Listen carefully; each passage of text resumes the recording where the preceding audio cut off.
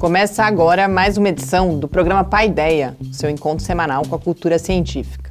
Daqui a pouco, a gente vai saber o que observar no céu da semana. Em Mídia e Ciência, vamos falar, de certa forma, em verdades alternativas. Depois do Clique Ciência, com a professora Sônia Regina Zerbeto, do Departamento de Enfermagem, que apresenta as pesquisas do seu grupo com famílias de pessoas com dependência química, a gente recebe aqui no estúdio o jornalista Reinaldo José Lopes, que acaba de ser agraciado com o Prêmio José Reis de Divulgação Científica. Fique com a gente.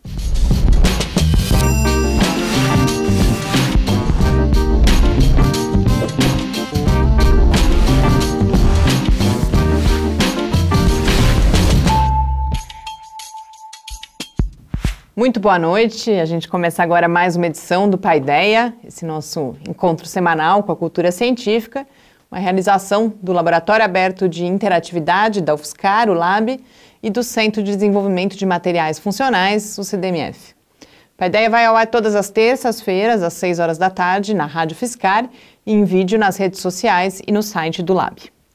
Para apresentar o Paideia de hoje, já estão aqui comigo no estúdio o professor Adilson de Oliveira, nosso astrônomo Gustavo Rojas. Boa noite. Boa noite, Mariana. Boa noite, Gustavo. Boa noite a todos que nos ouvem e que nos assistem em mais um Paideia. Boa noite, Mariana, Adilson, aos ouvintes, espectadores do Paideia, mais uma edição. E apesar do frio, ou até mesmo por causa dele, a gente tem aí tido noites bastante claras. Então vamos já saber como aproveitar e o que observar no céu dessa semana.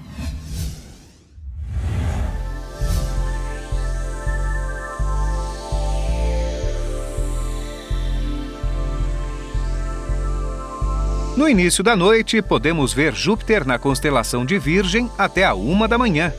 Saturno continua visível durante toda a noite na constelação do Serpentário. É a melhor época do ano para observar o planeta dos anéis. De madrugada, aparece Vênus a leste na constelação de Áries, a partir das 3h30 da manhã. Na madrugada de 20 de junho, a lua minguante fica ao lado da estrela d'alva. Em 21 de junho, acontece o solstício de junho. É quando o Sol atinge sua posição mais ao norte da esfera celeste e marca o início do inverno no hemisfério sul e do verão no hemisfério norte. No programa passado, falamos sobre o astrônomo polonês Johannes Hevelius, que viveu durante o século XVII. Hevelius foi um dos maiores astrônomos de seu tempo. Nascido numa rica família de mestres cervejeiros da cidade de Danzig, ele construiu um observatório no teto de sua casa, onde instalou vários instrumentos astronômicos, incluindo um enorme telescópio kepleriano de 46 metros de comprimento. Apesar de ter acesso a um telescópio, Hevelius realizou grande parte de seus trabalhos utilizando instrumentos tradicionais, como o quadrante e o sextante. Foi assim que ele catalogou a posição e brilho de mais de 1.500 estrelas, retratadas no seu atlas estelar Firmamentum Sobessianum. Nesse atlas, Hevelius incluiu 10 novas constelações, das quais 7 ainda são usadas hoje em dia. São constelações compostas de estrelas muito fracas, mas que contêm objetos celestes interessantes. 2 dessas constelações ressaltam as proezas observacionais de Hevelius. O lince representa um animal com visão extremamente aguçada, localizado entre Ursa Maior e Boieiro. Seu objeto mais notável é o aglomerado globular NGC 2419. Apelidado de Andarilho Intergaláctico, é o aglomerado de estrelas mais distante da Terra, a 300.000 anos-luz de distância. Já a constelação do Sextante homenageia o instrumento utilizado por Hevelius para construir seu catálogo de estrelas. O Sextante é uma constelação equatorial, ao sul do Leão, composta de estrelas extremamente fracas.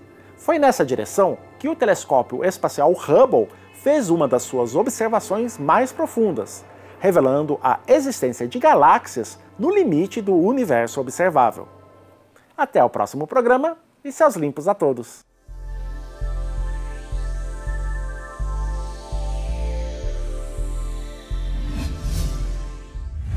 Estamos de volta aqui no Paideia, depois de mais um episódio do Céu da Semana, em que o Gustavo falou muito rapidamente sobre o solstício do dia de junho agora, né, de inverno. Então, queria que você comentasse um pouquinho mais do solstício, Adilson. O solstício é uma data importante, não só por causa da mudança da estação, né? Mas também é um movimento bastante marcante do Sol, né? Porque o Sol ele vai se movendo, para quem está aqui no hemisfério sul, cada vez mais ao norte, até ele atingir o seu ponto mais distante, que é justamente nesse dia do solstício, que a gente chama, que a própria palavra quer dizer o Sol parado, né? Aí, a partir desse momento, ele vai começar a voltar em direção ao leste, que vai acontecer quando a gente chegar no equinócio da primavera. Então, esse movimento anual do Sol, que influencia diretamente o clima, são marcados pelas estações do ano, eles têm essa marca importante, tanto aqui para nós, que é o solstício de inverno, para quem está no hemisfério norte é o solstício de verão, como a gente também tem o solstício em dezembro, que é o solstício do verão para o hemisfério sul e para o inverno no hemisfério norte.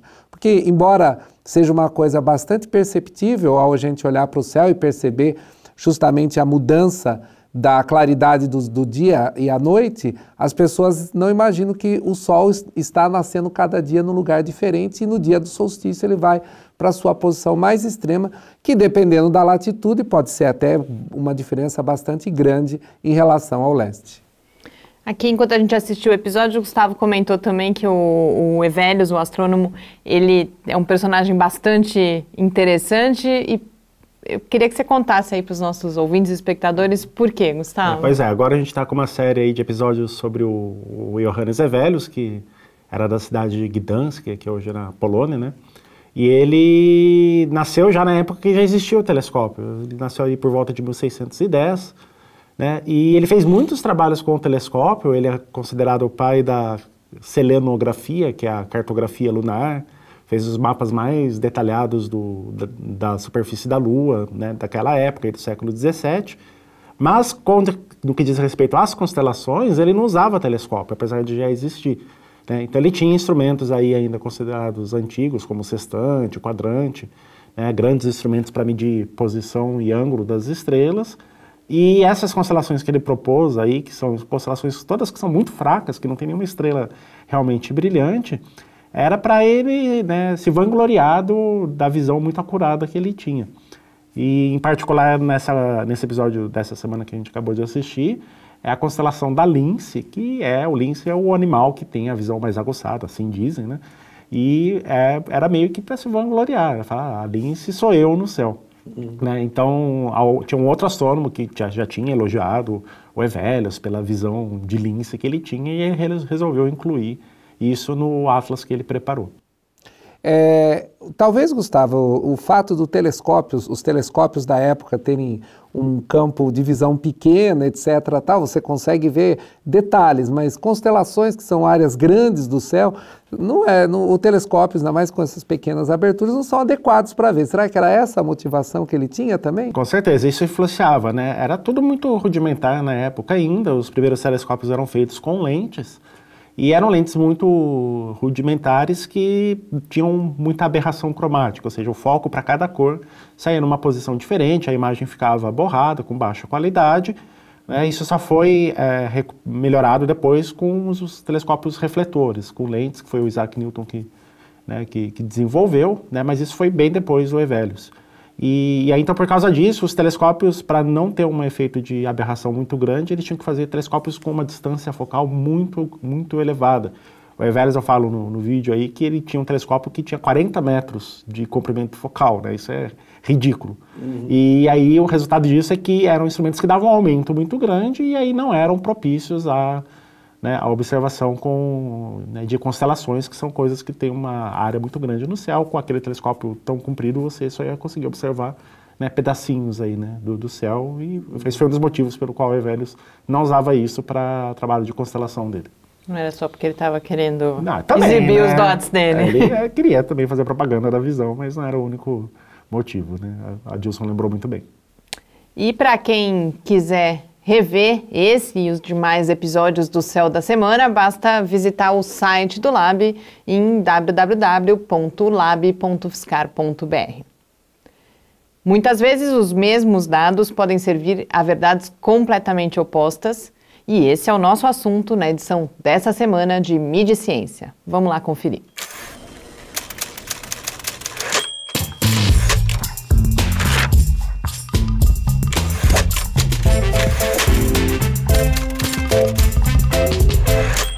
Marginais têm novo aumento de acidentes. CET aponta redução de acidentes nas marginais, mesmo com velocidade maior. Será que essas frases foram ditas em anos ou locais completamente diferentes? Não. Por incrível que pareça, a primeira foi publicada na Folha de São Paulo no último dia 9 de junho e a segunda no dia seguinte, mas no estado de São Paulo.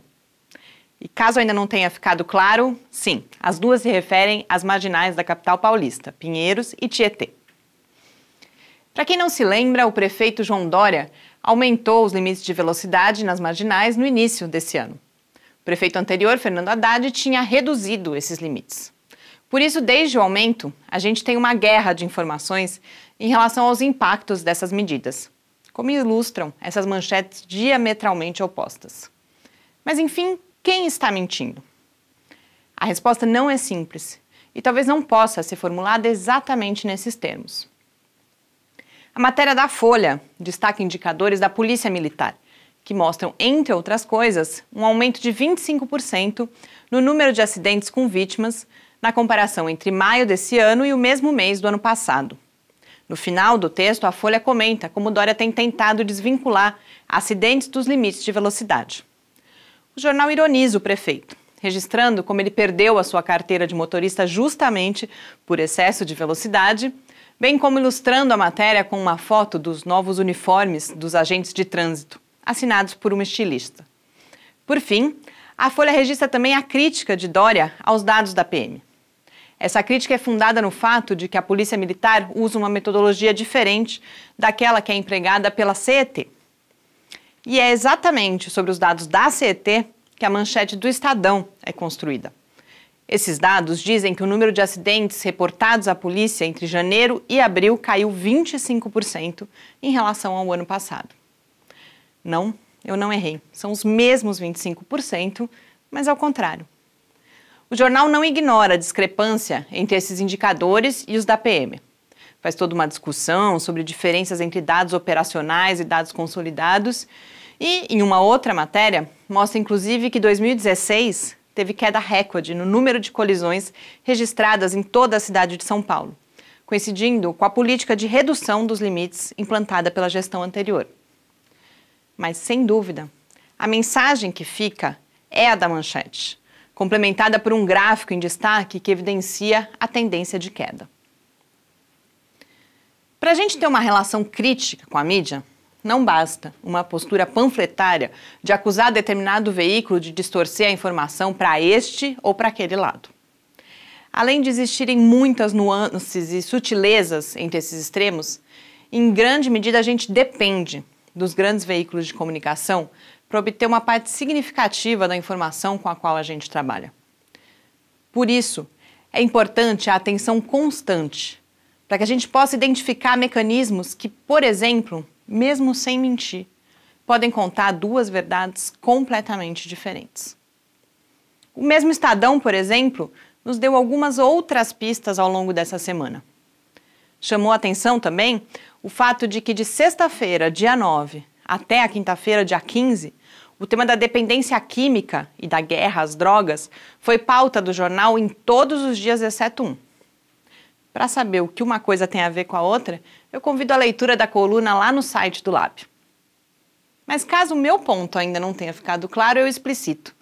Não é a publicação de mentiras o que a gente vê no Estadão, mas sim uma tessitura fina de fatos que sustenta as medidas adotadas por João Dória e Geraldo Alckmin. Para compreender essa tessitura, ou discordar de mim, é claro, eu sugiro veementemente a leitura, pois esse me pareceu um caso digno de nota. Boas leituras e uma ótima semana.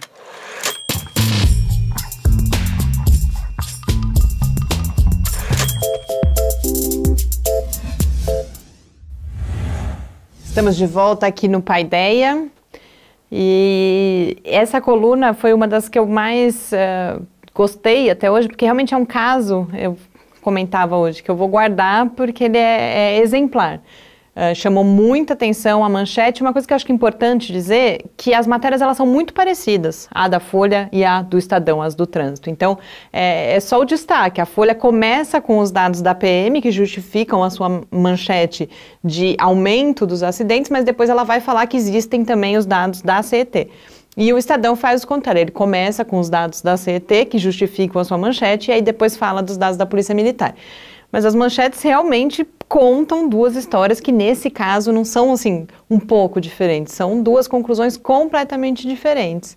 Então, é algo que eu acho que a gente tem que ler com atenção, porque nos ensina muito sobre como funciona a mídia.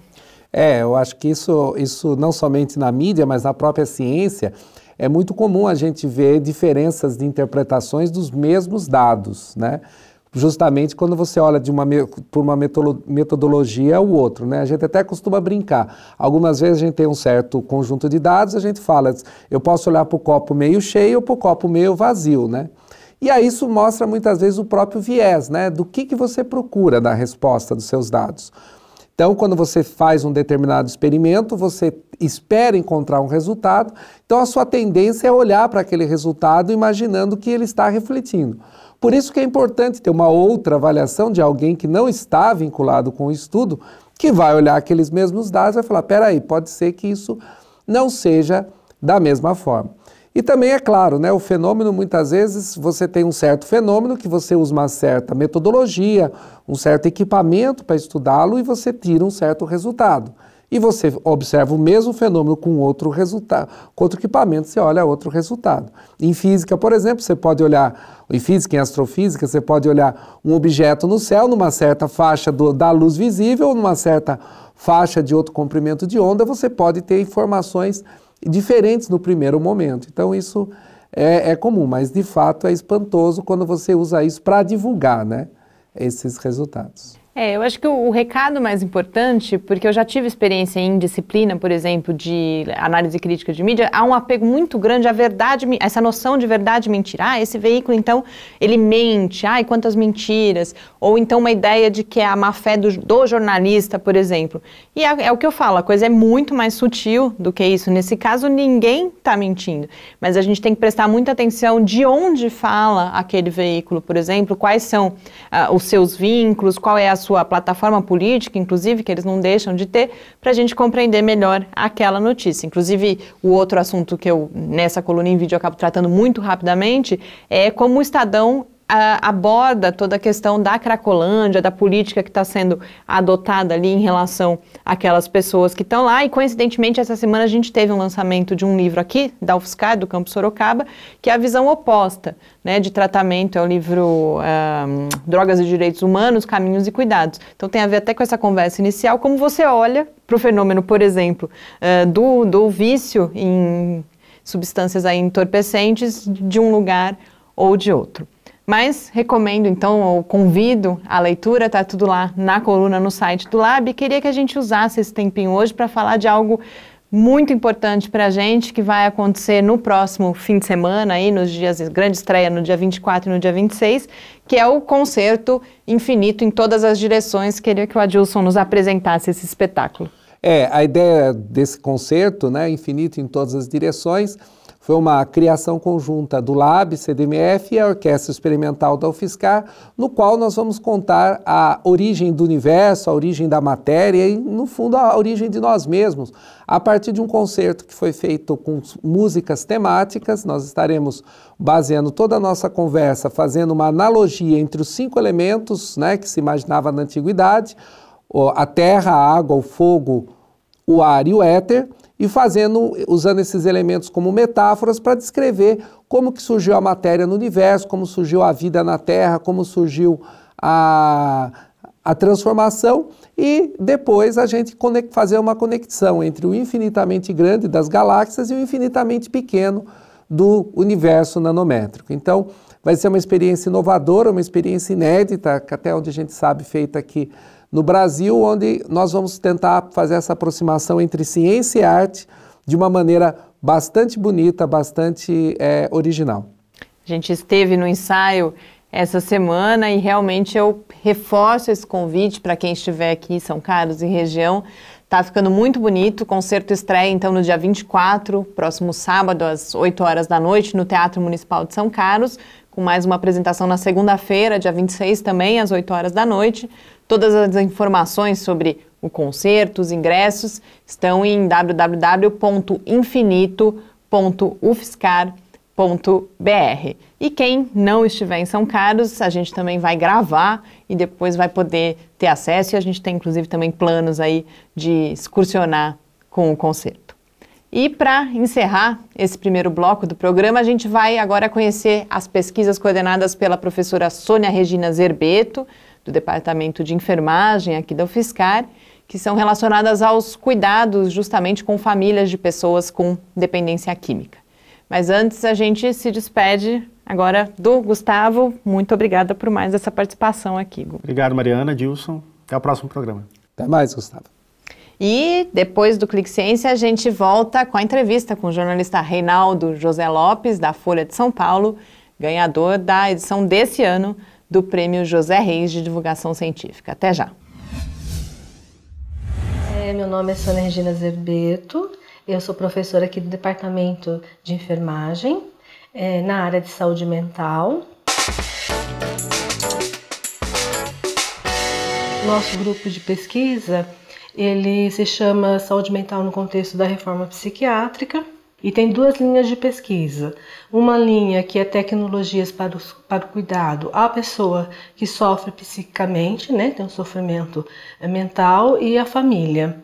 E uma outra linha que é a tecnologia para o cuidado de pessoas que fazem uso, abuso e dependência de substâncias psicoativas e familiares. A gente tem focado no âmbito de avaliar essa família, essa estrutura familiar, desse funcionamento dessa família, né, num contexto da dependência. Então a dependência química, ela faz parte desse funcionamento dessa família, no sentido assim que se tiver um membro ou dois membros dessa família, a família ela vai enfrentando essa situação. A gente fala que é um processo relacional, então a gente fala que é até um processo circular. Então é um problema que surge nessa família, tem um impacto nos membros, então não é só num, é nos membros, há uma ressonância e esse membro, né, ou essa família, ou todos os membros reagem de uma maneira também em relação àquela doença.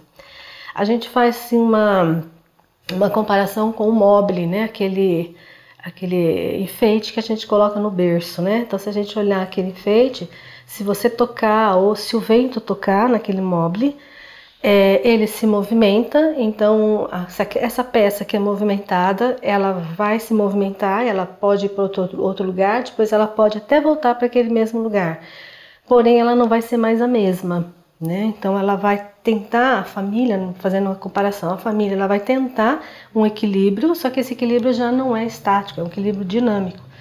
Então aquele impacto e aquela ressonância já gerou uma mudança naquela família. Quando a gente trabalha essa família, o que os estudos veem é muito déficit, né? Então se a família é um cenário de risco, é um fator de risco, porque aquela família disfuncional pode gerar um problema para aquele indivíduo e ele então vai buscar as drogas. Então nessa visão sistêmica já não, né? Então não temos culpados, não temos vítimas, mas nós temos pessoas que estão ali em processo de relação e que reagem, né, ao mesmo tempo, né, em termos de sentimento, em termos de atitudes. Então a resiliência familiar é um enfrentamento dessa família, né, que se reestrutura, que se reorganiza, né, que supera a diversidade e que se transforma, porém num movimento de unidade, né, familiar, porque a gente está numa visão sistêmica. E agora no pós-doutorado eu estou trabalhando a visão dos profissionais da saúde no Centro de Atenção Psicossocial, Álcool e Outras Drogas, que faz parte do Departamento Regional de Saúde, que a gente chama DRS, né, 3. Então eu vou captar essa percepção desses profissionais diante da resiliência familiar, de pessoas, né, das famílias de pessoas que fazem uso de álcool e outras drogas. Paralelamente, eu estou com uma aluna de mestrado que ela está olhando esse processo de resiliência familiar na visão da família. Né? Então, ao mesmo tempo que eu estou vendo a questão dos profissionais, ela está vendo a questão da família.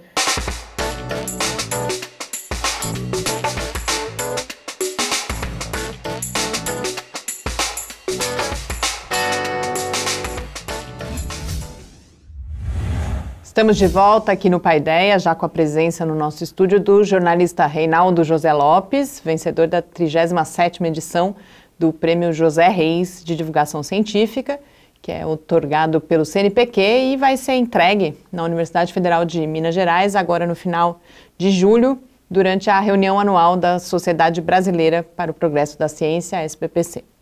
Reinaldo é repórter da Folha de São Paulo desde 2009, onde hoje atua também como, além de repórter, colunista e blogueiro. Reinaldo também já foi editor de Ciência e Saúde do jornal e, além dessa atuação, escreve para vários outros dos principais veículos, revistas de divulgação científica do país, além de ser autor de livros de divulgação científica. É jornalista formado pela Escola de Comunicação e Artes da Universidade de São Paulo, com um mestrado e doutorado em estudos linguísticos e literários na mesma universidade. Reinaldo, muito obrigada pela sua presença aqui hoje. É uma satisfação e uma honra recebê-lo no Paideia. Eu que agradeço, a satisfação é minha. Bom, aqui é todo lado da minha casa, então é muito bom estar por aqui, sim. E como a gente recebe você justamente nessa feliz ocasião aí a véspera de você receber de fato o José Reis, eu queria que você começasse falando o que significou para você esse reconhecimento, mas não só, fazendo uma espécie de balanço rápido aí da sua carreira, do que você mais se orgulha e quais são os principais desafios que você vê aí pela frente ainda a serem cumpridos. Pergunta simples, né? Em 3 minutos. Super simples. Assim, é bacana porque durante muito tempo... Ainda é assim, o José Reis é um prêmio para o conjunto da obra, né? Para a carreira toda da pessoa. Você não escreve uma reportagem única, um texto único, mas é tudo. E normalmente é uma coisa mais para os veteranos. Então eu já esteja beirando os 40 anos, então já não sou mais tão novinho, mas é bacana ganhar nessa fase ainda da carreira, que eu ainda não me tornei um veterano, embora esteja quase lá. Sei lá, eu acho que se eu for tentar resumir o que eu tento fazer como jornalista de ciência, eu acho que é tentar mostrar, em primeiro lugar, quão fascinante e divertida a ciência pode ser assim. Eu sempre tentei evitar criar barreiras, aquela aura de distância do tema. Acho que minha vontade sempre foi de aproximar as pessoas do tema e fazer com que elas se divirtam e entendam e mostrar que isso é para todo mundo, não é para uma elite, não é para os iniciados, mas é para todo mundo. Outras coisas que eu acho que eu tentei fazer com algum grau de sucesso foi acima de tudo, tornar como imprensa escrita e também internet, de maneira geral, porque eu também escrevo bastante, mas ser saboroso de ler mesmo, ser uma coisa que eu vou sentar aqui com esse texto e não vou largar dele e vou me divertir com ele. Acho que é bem importante. E uma coisa maluca que eu faço, que inclusive nem citaram, quando atribuíram o prêmio, eles fazem ali uma pequena declaração dizendo por quê. Eu coloquei na minha justificativa, na inscrição, e não citaram, que acho que é um pouco polêmico, talvez por isso não tenha citado, mas falar do diálogo entre ciência e religião, que eu acho que num país e num mundo cada vez mais polarizado entre essas áreas, esse diálogo é necessário, é uma coisa que eu tento fazer sempre no meu trabalho. Então, se eu fosse resumir, acho que seriam esses pontos. Sobre esse ponto aí que você falou exatamente, o seu blog lá chama Darwin em Deus, exatamente faz essa discussão aí sobre ciência e religião, né? Muitas vezes a gente vê lá nos comentários, né, que isso acaba sendo, você leva a pedrada dos dois lados, sim, né? Sim. Acaba sendo. Eu acho que isso é, sem dúvida, uma proposta ousada, né? E aí eu queria que talvez você explicasse, talvez, como é que você, como jornalista, você como um divulgador de ciência, conseguiu montar essa discussão sem pender para um lado ou para o outro. Acho que essa é uma grande qualidade lá que você coloca. Não é o conflito entre ciência e religião, né? Religião desmentindo ciência ou ciência desmentindo religião. Né? Qual que foi essa inspiração sua de pegar essa veia em particular? Sim, a inspiração ela começa de maneira pessoal, porque eu sou uma pessoa de fé, sou católico praticante, e eu sou, desde pequeno, fascinado por ciência, em especial biologia, em especial teoria da evolução, que normalmente as pessoas costumam enxergar como antagônica à religião. Então, na minha experiência pessoal, as coisas sempre caminharam, não sei se dá para dizer juntas, não misturadas, mas sem contradição necessária entre uma coisa e outra. E o que eu via no mundo lá fora era o contrário, as coisas sempre contrapostas. Então, foi uma tentativa de mostrar que a contraposição não é necessária, não é obrigatória. Ao mesmo tempo, acho que uma ideia que eu sempre tive é mostrar... As pessoas pensam essa coisa, política, futebol e religião não se discute. Eu queria mostrar que religião, do ponto de vista científico, a gente pode, sim, discutir, entender como é que, desde lá, do ponto de vista arqueológico, desde as nossas origens, lá nas cavernas, a gente desenvolveu a crença religiosa e ela foi se transformando ao longo do tempo. Como é que no nosso cérebro, na nossa neurobiologia, o nosso cérebro funciona quando a gente está lidando com esses temas ou tendo esse tipo de experiência. Na evolução dos textos sagrados das nossas fés monoteístas, cristianismo, judaísmo, islamismo. Então, mostrar que dá para você aplicar as ferramentas da ciência para entender como a religião surgiu e se transformou, e que isso não necessariamente é uma coisa feita para você derrubar a fé das pessoas, mas para mostrar que essa fé ela tem um contexto biológico e histórico que é importante ser conhecido para você não transformar aquilo no fundamentalismo, numa coisa que mais separa as pessoas do que as une. Acho que é meio por aí a pegada que eu tento imprimir ao blog e às matérias, aos reportagens que eu faço sobre o tema também. Você falou, dá para usar a ciência, né? A gente tem esse diálogo possível, mas eu acho que tem um outro aspecto que talvez seja importante também que você poderia comentar, que é o oposto, que é a questão de que elas são duas formas diferentes e não necessariamente concorrentes, como você coloca, da gente olhar para o mundo. E que então, aquilo que também não combina, tudo bem, não combinar. Não, se a gente fato. ficar, porque senão a gente vai para o fundamentalismo também, né? De falar, a ciência fala, não, isso não vale, ou a religião, por exemplo, negar a ciência. Pois né? é, você também não cai nem no fundamentalismo religioso, nem no cientismo, né? O pessoal usa o termo cientismo, que seria um fundamentalismo científico, de certa maneira. Eu acho o seguinte, a religião, e aí também outras áreas do conhecimento humano, né? A arte, a filosofia, elas tentam investigar perguntas que com o método científico é muito difícil de você investigar. Qual que é o experimento ou a observação empírica que você vai usar para dizer qual que é o sentido do universo ou da vida humana? O pessoal às vezes mesmo o pessoal muito que lida com teoria da evolução, Richard Dawkins e tal, eles têm que dizer, não, a evolução mostrou que a vida não tem sentido e que nós somos só um cocôzinho cósmico. Tipo, eu não consigo entender como é que só a observação científica está te dando essa resposta. Você precisa de outras coisas. E nesse caso, a religião acho que tem uma contribuição importante a dar também. Desde que ela não negue os fatos, né? Não dá para você... Quando você tem um fato claro, você não pode querer usar só a fé para negá-lo, eu acho. Mas quando essas coisas vão além disso, vão para essa questão do sentido, aí acho que tem um espaço, sim, para a religião que não é sobreposto pela ciência, digamos.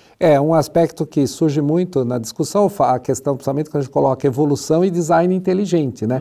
Então, a evolução, né, no sentido que você coloca, e também o sentido que eu acredito também, ela não contrapõe a ideia religiosa, a ideia da evolução. Depende de como você lê, como você disse, o conceito de evolução e o conceito que você tem na religião. São ideias que podem, de alguma forma, ser conciliadas. Não, eu acho. A questão de você sair de uma imagem de um Deus das lacunas, que o pessoal fala, né? Que você vê alguma coisa na natureza que parece que não dá para explicar com evidência científica, então você bota Deus para tapar o buraco ali. Ou um Deus que estabelece as leis naturais de uma maneira que a gente também não saberia muito bem como, mas que é difícil de você investigar empiricamente, e a partir daí o universo se desenvolve com base nesse arcabouço de leis, né? Então, nesse sentido, realmente, é aí que o design inteligente, ele falha, mas uma visão talvez mais sofisticada da ação divina no universo, talvez não contradiga o que a ciência nos diz. Quero pegar o gancho do design inteligente, que recentemente apareceu na mídia, inclusive por conta do curso do Mackenzie e juntar com uma série de outros casos. O mais emblemático, talvez, recentemente tenha sido o da fosfetanolamina, mas a gente tem agora o crescimento dos grupos anti-vacinação, toda a polêmica aí nas últimas semanas sobre a questão da homeopatia, a partir do jornal da USP. Queria que você comentasse um pouco como que você vê polêmicas desse tipo, e em polêmicas desse tipo, especialmente o caso da fosfo, o papel, de um lado, da ciência, especialmente, ou dos cientistas da comunidade científica, mas de outro também o papel da mídia e dos jornalistas de ciência. Tá. Eu acho que ambos os lados falharam bastante no caso da fosfo. Eu acompanhei, por estar aqui em São Carlos, inclusive entrevistar várias vezes o Gilberto Kerit, que trabalhou com a fosfo e ainda defende a suposta eficácia da fosfo. Eu acho que a impressão que eu tenho é que a coisa começou do ponto de vista jornalístico. Uma falta de compreensão de como são delicados e complexos os processos para você aprovar uma nova droga, que não basta um cientista isolado estar dizendo, olha, eu acho que funciona. Para a mídia colocar essa discussão sem ceticismo, sem explicar para as pessoas claramente como esse processo funciona. E, obviamente, teve um problema lá atrás, que foi um problema durante décadas, na verdade, um problema localizado aqui de São Carlos, da USP talvez não ter sido mais intervencionista na distribuição da substância para quem era paciente, para quem estava procurando uma alternativa para o câncer. A questão era realmente você ter mecanismos de controle mais claros, né, acadêmicos, institucionais, ok, isso está acontecendo, vamos tentar então organizar de novo um teste direitinho, randomizado, com todas as etapas necessárias para mostrar eficácia. Antes de você criar, o que aconteceu foi meio que uma cultura oral em torno da fosfetanolamina de que isso aqui é uma alternativa. Né? Você criou um caldo de cultura, de certa maneira, nefasto para que acontecesse o que aconteceu mais tarde, assim que a mídia finalmente acordou para aquilo. Aliás, falha minha, porque eu, de moleque aqui em São Carlos, eu sabia dessa tradição oral da fosfo e nunca me veio na cabeça de que isso poderia ser pauta.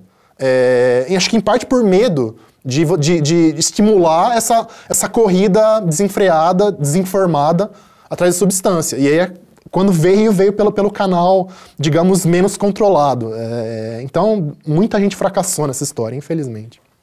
E falando em fracasso e, de outro lado, em função ou papel que a divulgação científica e o jornalismo científico, em particular, pode exercer, você falava no início a questão de aproximar, de certa forma, as pessoas da ciência, elas entenderem que aquilo não é algo para mentes geniais ou distante delas. Que outras funções você vê? Mas já queria juntar com isso, como você vê o cenário atual da divulgação científica e do jornalismo científico, em particular, particularmente no Brasil.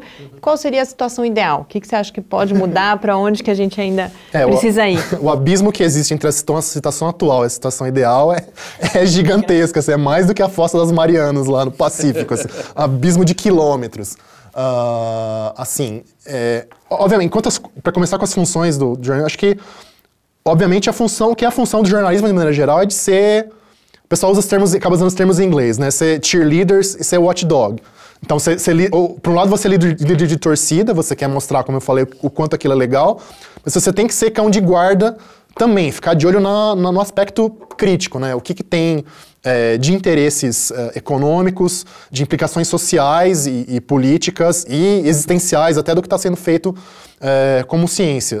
Eu tento fazer isso, nossa comunidade, a gente tenta fazer isso, mas acho que a gente peca bastante nesse aspecto. A gente poderia fazer muito mais, mas por N condições de trabalho mesmo, de espaço, de tempo, de braço, a gente acaba não fazendo. O que nos leva para a situação atual, né? Acho que não é segredo para ninguém que o jornalismo de maneira geral está em crise, em especial da mídia impressa, mídia escrita de maneira geral. A gente não achou ainda um modelo para funcionar nessa era de que todo mundo tem acesso à informação barata, aliás, de graça, e que não quer mais pagar por informação.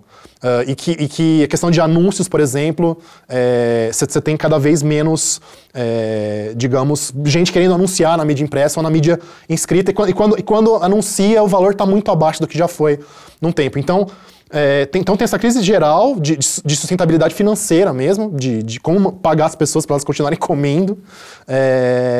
E o jornalismo científico ele acaba sendo, eu costumo brincar, eu já fiz essa comparação algumas vezes, lá no Game of Thrones, né, o Ned Stark é o primeiro que perde a cabeça, né? O jornalismo científico é o primeiro que perde a cabeça normalmente também, é uma área considerada, acaba sendo considerada mais supérflua, então encolheu muito, a gente está muito pequenininho e quem consegue se virar ainda acaba se virando mais como freelancer do que como pessoa que tem um contrato, tem uma carteira assinada e tudo mais. Crise no Brasil econômica piora mais ainda a situação.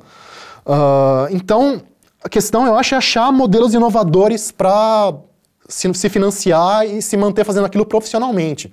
A gente tem uma explosão de youtubers de qualidade nessa área, mas são pessoas normalmente que ainda têm aquilo como um trabalho, uma coisa paralela, quase como um hobby. Se você pensar, talvez, em redes desse pessoal, que é uma coisa que eu participo do Science Vlogs Brasil, que é uma dessas redes que está emergindo aí. Talvez seja um caminho, mas a sustentabilidade financeira ainda está muito longe. Então, acho que o cenário ideal seria a gente aprender a lidar com esse ambiente de mídia novo e mostrar que o apelo para a nossa área específica, para o jornalismo científico, ele existe e é sustentável e é grande, acho que é uma coisa que a gente vê isso na internet, esse apelo existe. Agora, a questão é como capitalizar isso e se eu tivesse a resposta, eu estaria rico, gente. Ainda não tem. A gente tem que tentar pensar, mas eu não saberia hoje como chegar nisso mesmo. Deixa eu fazer um contraponto nisso que você falou. Embora, como você disse, a grande mídia, a imprensa, ela reduz isso. Por outro lado, a gente vê as agências de fomento cobrando agora de nós, que somos pesquisadores, cada vez mais a difusão científica, né? Então, o nosso projeto aqui, inclusive, ele está justamente dentro desse escopo. E o que a gente mais encontra agora é o pesquisador desesperado porque ele não tem ideia como fazer isso. Né? Então, antigamente se pensava, eu vou dar uma palestrinha na escola, vou lá e vai lá, preparava uma palestra que não tinha nada a ver com aqueles meninos, né? Que imagina que é aquilo que eles querem ouvir, mas não pensa naquilo que eles querem de fato ouvir. Então, há uma cobrança agora das agências de fomento, não estou falando só da própria FAPESP, mas o próprio CNPq, que financia grande parte da pesquisa brasileira, de chamar a atenção disso. O CNPq te cobra que quando você sobe um relatório de pesquisa é para você subir um vídeo de divulgação científica do seu trabalho, né? Que não é muito simples de produzir muitas vezes, dado as especificidades do trabalho. Talvez aí não seria esse ponto, talvez, que ao mesmo tempo que a mídia se afasta um pouco disso, como se falou, é a primeira editoria que se corta, por outro lado, as agências de fomento e a própria sociedade, de alguma forma, pede essa informação, né? Pede isso, né? Então, será que não está tendo uma dicotomia aí, talvez os grandes jornais estão dando um próprio tiro no pé, não percebendo esse movimento que tem acontecido no último tempo? Se você pudesse comentar um pouco isso. Eu não sei, de repente seria um caminho até para unir a fome com a vontade de comer. A mídia tradicional, ou enfim, você criar empresas, criar até, de repente até startups nesse sentido, para justamente se juntar com os pesquisadores e fornecer para eles o que... Porque eles têm o trabalho, os dados brutos deles, o trabalho científico deles, mas eles não têm esse know-how. O desafio do formato permanece, inclusive, nesse caso. Exato. Para pegar e fazer aquilo de uma maneira não só bem feita, mas que chegue a muita gente. Porque tudo bem, qualquer pessoa, eu inclusive vou lá, pego a câmera do meu celular, faço o vídeo e coloco no YouTube. Agora, se chegar a 100, 200 pessoas, é um soprinho ali no meio de um furacão de informação que não faz diferença nenhuma. E às vezes tem projetos que têm uma importância grande de ciência que vão ficar nesse vácuo se a coisa não for feita de maneira mais profissional. Então, acho que falta conversa e, lógico, falta também verba, de repente, verba específica para isso de maneira mais clara. Eu sei que a FAPESP, por exemplo, às vezes para os CEPIDs, né, eles destacam uma verba especial para divulgação. Não sei como é que é a coisa no CNPq, mas acho que realmente o que está na hora de conversar mais uma coisa com a outra e para sair um trabalho, para a gente que é jornalista continuar comendo e para quem é cientista divulgar melhor o que está fazendo. Porque o que a gente acaba ocorrendo algumas vezes, que a gente tem recebido, por exemplo, de vários órgãos de imprensa, o pedido dos nossos materiais, dos produtos que a gente tem feito, etc. tal, justamente por causa disso, porque talvez esteja faltando o produto para lá, né? E ao mesmo tempo, como se fala, há uma crise que não se contratam as pessoas que podiam fazer esse conteúdo. Então, eu acho que nós estamos vendo uma era meio paradoxal disso aí. Eu acho que, quem sabe, melhorando a economia, outros ventos levem para outros lados. Eu sou um pouco mais otimista. Não, a situação econômica é atípica também. Vamos ver como é que vai ficar quando a coisa melhorar nesse sentido, né? Mas... Vamos mudar completamente de assunto nesse finzinho agora, ou não, vai depender um pouco de você, mas eu falava no início, na sua apresentação, que você tem um mestrado, doutorado na área de estudos literários e linguísticos, e com um trabalho sobre o Tolkien, a obra do Tolkien. E agora, eu queria que você falasse um pouco da sua motivação para, você é um pesquisador também, para ter ido para essa área, e você também agora está com um livro ou no forno, ou que acabou de sair, que tem, de certa forma, é outro assunto, mas tem uma relação com esse trabalho, que você apresentasse um pouco esse lançamento aí. Eu sou meio movido a paixão nerd, a verdade é essa. Então, eu fiz o mestrado e doutorado, assim, com toda sinceridade, basicamente como hobby, por paixão, por amar o tema, assim. Eu acho que talvez a relação, que as pessoas talvez achem bizarra, mas ela é real. O Tolkien, dos autores de fantasia, talvez é o que mais se aproximava de um cientista. Porque o Tolkien era filólogo, e era o cara que estudava a evolução das línguas germânicas, o inglês e seus primos ali, né? Escandinávia, Alemanha, lá desde a Idade Média, desde a Antiguidade. E o que o cara fez foi transformar esse conhecimento e o que ele conseguia reconstruir da mitologia antiga desses povos, que em grande parte é uma mitologia perdida. A gente tem alguns textos da Idade Média que sobraram, mas muitos deles são fragmentários, ou muita coisa que o pessoal gostaria de saber, eles não sabem. Então ele meio que reconstruiu isso e criou o universo da Terra-média dele, né? Então, foi tentar, acho que juntar essa vontade de entender história, arqueologia, origem de línguas e origem de mitos e o que isso impacta, talvez, na nossa vida. O meu doutorado, especificamente, foi o seguinte, foi uma análise da pseudo-tradução na obra do Tolkien, que é, basicamente, ele finge que ele não é o autor do livro, ele finge que ele só achou manuscritos antigos e traduziu para o inglês moderno. Então foi para mostrar como é que isso cria uma ilusão de realidade muito forte, que é um dos apelos dos livros para as pessoas, né? Essa coisa de realidade. E esse livro meu que está saindo agora, que se chama Mitologia Nórdica, pela Abril, pelo selo Super Interessante, justamente recontar para as pessoas os mitos antigos, tanto escandinavos, nórdicos, quanto celtas, e como é que eles foram, então, transformados para gerar O Senhor dos Anéis, Game of Thrones e outras, Harry Potter e outras mitologias modernas, literárias que a gente tem por aí. Foi divertido fazer e, assim, eu nunca teria também, acho que, tempo de pegar os textos originais, que são textos difíceis, têm uma sensibilidade literária muito diferente da nossa. Então, pegar lá, ler os Eddas escandinavos, ou ler o Táin Bocunha, que é um texto irlandês, muito interessante, um épico irlandês sobre roubo de gado. Mas a pessoa fazer um épico, os gregos lá em Troia, e os caras vão lá e escrevem um épico sobre roubo de gado, mas é muito bacana. Pegar isso e tentar trazer para o português moderno e contar para as pessoas foi muito divertido, muito interessante. E para quem se interessar, ele já saiu? Tá para sair? Depende de quando for ao ar este programa, ele deve sair no começo de julho. Começo de julho. A gente tem tem mais um livro para sair em agosto. Tem outro no forno também? Que vai se chamar 1499, que é sobre a pré-história do Brasil, contando desde a chegada dos seres humanos ao Brasil, lá 15 mil anos atrás, até um dia antes da chegada dos portugueses, digamos. Também pela editora... Não, esse vai sair pela HarperCollins Brasil.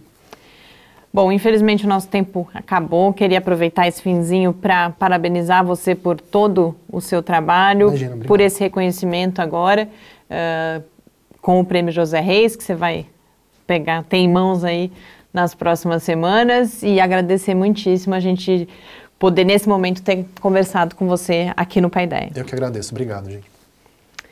E a gente conversou então com o jornalista Reinaldo José Lopes, que foi agraciado esse ano pelo CNPq com a 37ª edição do Prêmio José Reis de Divulgação Científica. Esse Paideia fica por aqui, mas a gente volta na próxima terça-feira, às 6 horas da tarde.